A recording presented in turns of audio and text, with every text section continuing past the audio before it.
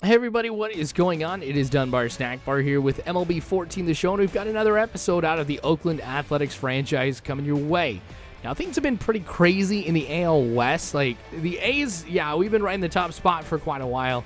Astros were on our heels for quite some time, but they've actually declined tremendously since our series against the Astros that we had just a few episodes ago. And now, the Seattle Mariners have come out of nowhere to go ahead and take the number 2 spot in the AL West, and they're on our heels right now. So this is a very important game as far as like the standings at the beginning of the season. And I did want to kind of take an opportunity here to be able to do something a little bit different, since we'll actually be wearing the alternate jerseys for both teams that are throwbacks. Because I was like, you know what, this is kind of cool. I mean, from a similar time period for these two teams. And I know I'm not going to get too many opportunities to do that because, one, frankly, I don't like the throwbacks necessarily that much. I mean, sure, I know with the A's, they're just not that different. But for some reason, I just like the darker green better than the light green. And I know that's just me being pretty particular about it. But I don't know. I just thought this would be kind of cool. Kind of break things up a little bit. And then in the next episode, I think I go back to the green jerseys. And then after that, it's the home jerseys. So, yes, I have a rotation, which I'm totally cool with. So Sogard got that double, and then here's Coco Crisp hitting this chopper on over to first. Now, he'll be tagged out there across the line, but it will get Sogard safely on over to third. Now, Jed Lowrie, who's been hitting a little bit better since what we had seen at the beginning of the season, gets his at-bat here, and this is going to be a deep fly ball in the center field. Now, running up on it here to get all the momentum in that throw, but Sogard will be safe at home. And that was a little bit closer than what I was anticipating that to be, but I understand that Eric Sogard just doesn't have the speed as some other players do, and that's okay. I mean, that's totally fine. But that'll be the first run here, and here's Josh Reddick with a deep fly ball in a right field. Going back is Hart, and it is going to go over the wall.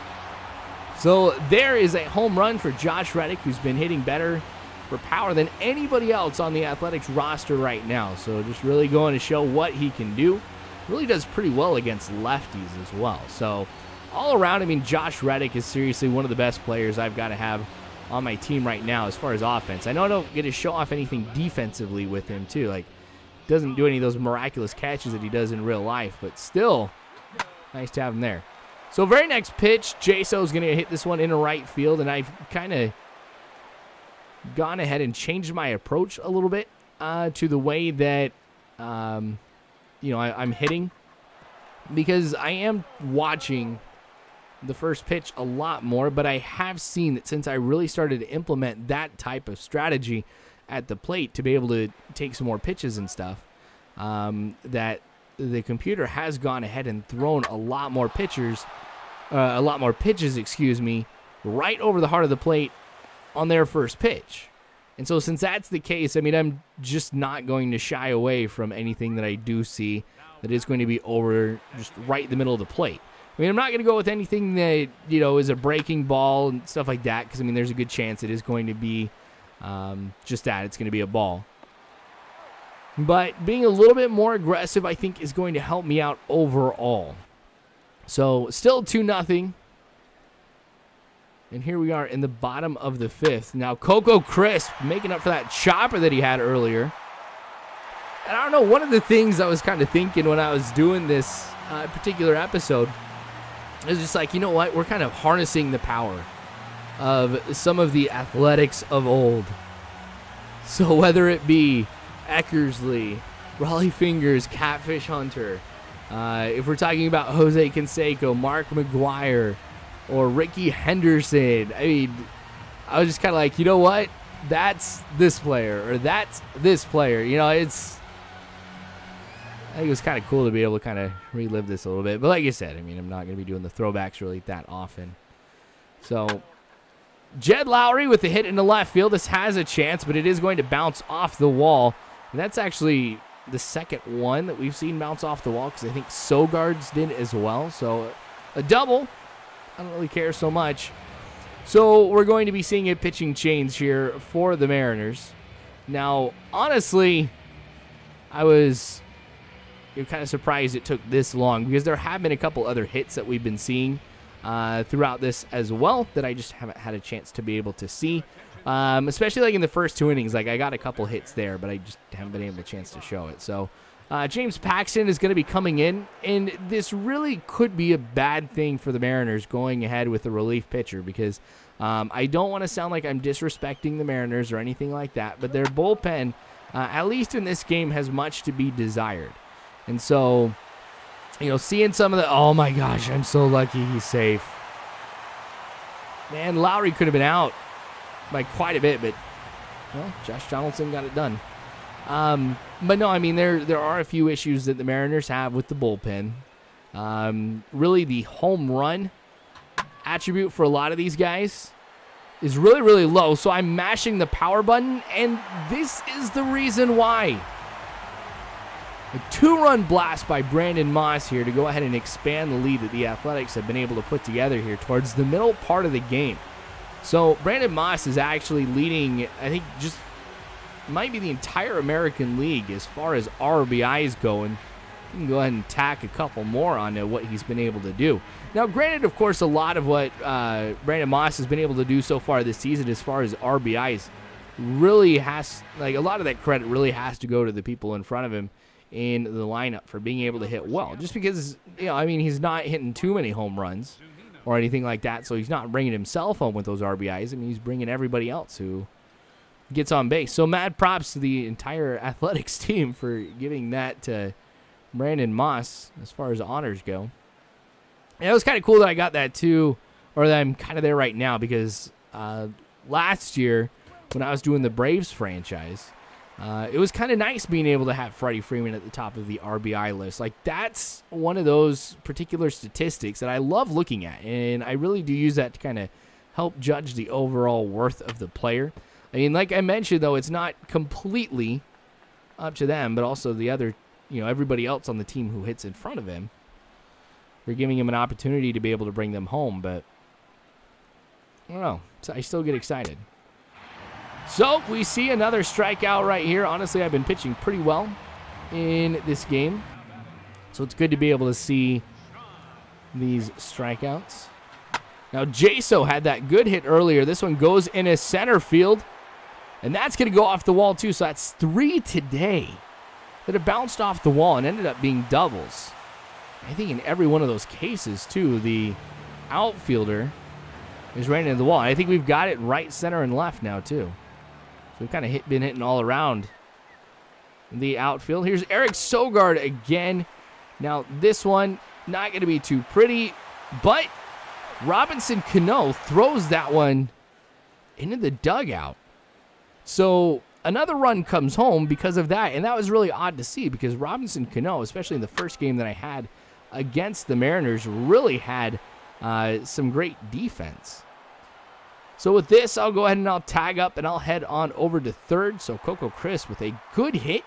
Honestly, if that would have been in right or center field, or excuse me, right or left field, that would have been another home run in his second of the game. So it's up to Jed Lowrie now in the bottom of the 6th with 2 outs. Athletics up 7-0. It's up to him to kind of do something here. And this is going to get past Robinson Cano as well. So another run comes home.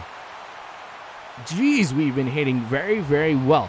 And this has been nice to see, because in the last few games that I've just been playing of the game in general, not just the Athletics franchise, my hitting has been a tremendous problem. And that was the biggest contributor to that loss that we had against the Red Sox.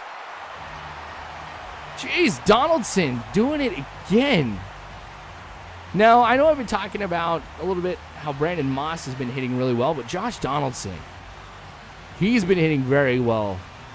So I've kind of been happy whenever these two guys come up to the plate.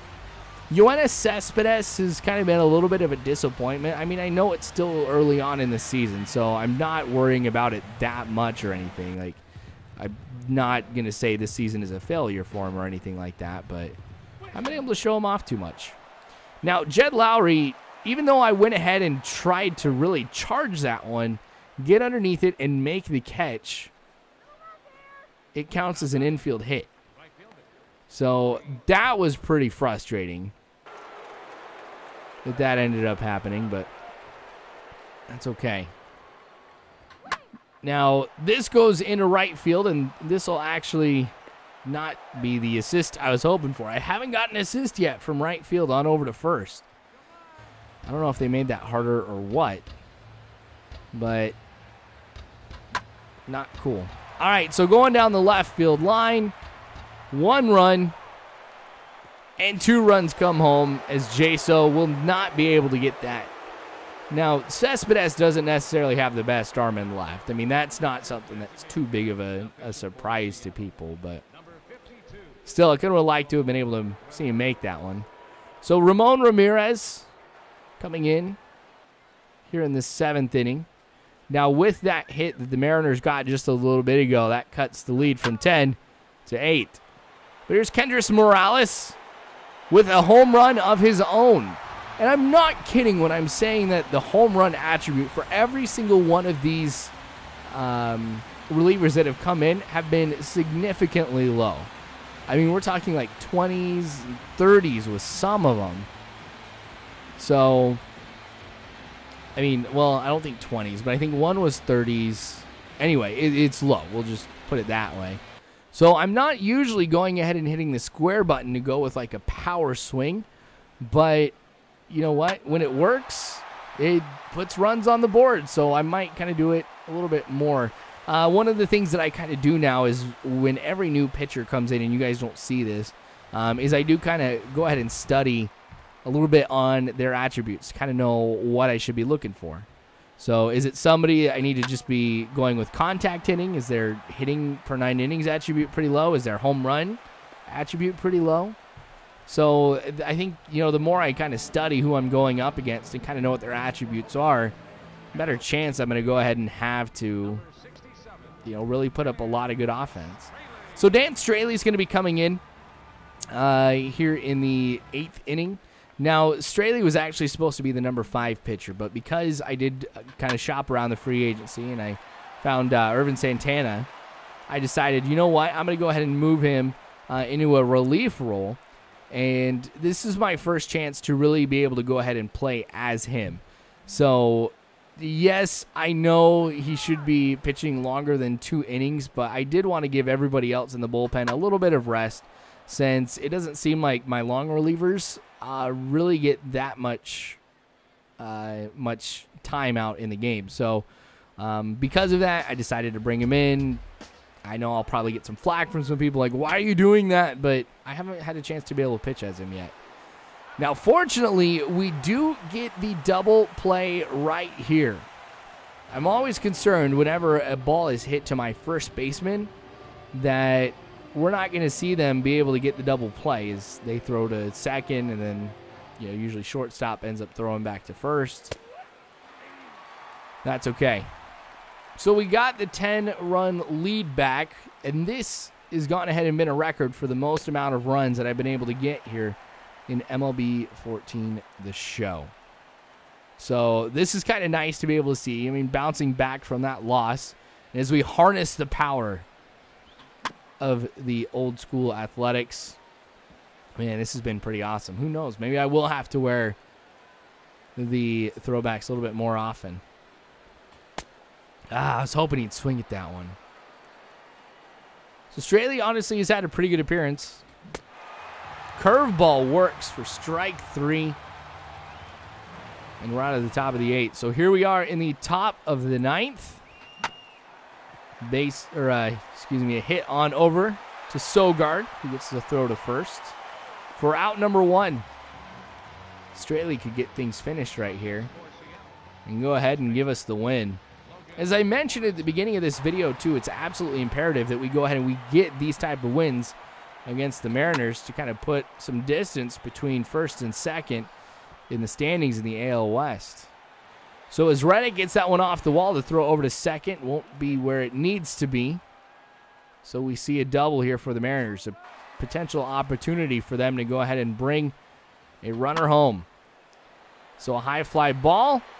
Cespedes will get underneath it. And I just realized, too, that we haven't had a chance to really be able to explore the foul territory that is ODOT Cone, making it, you know, one of the bigger pitching parks in the MLB.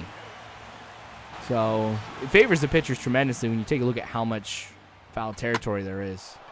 But, oh man, Reddick not getting that one, so the runner will round third and come home. So that is another run that we give up here. 12-3, 2 outs. Come on, Straley. High fly ball. Coco Crisp should be able to get underneath that for the final out of the game. So, harnessing the power of the legends, the Athletics win this one by a big margin, 12-3, an absolute blowout. That's what I needed coming back from the loss. So thank you for watching, you guys. I sure do appreciate it. More of this to come later on, so make sure you guys subscribe if you haven't already. You know the drill. You could follow me on Facebook, Twitter, all that great jazz, but you guys are phenomenal people. You really are. Thank you again for watching, and as always, I hope you guys have a good one.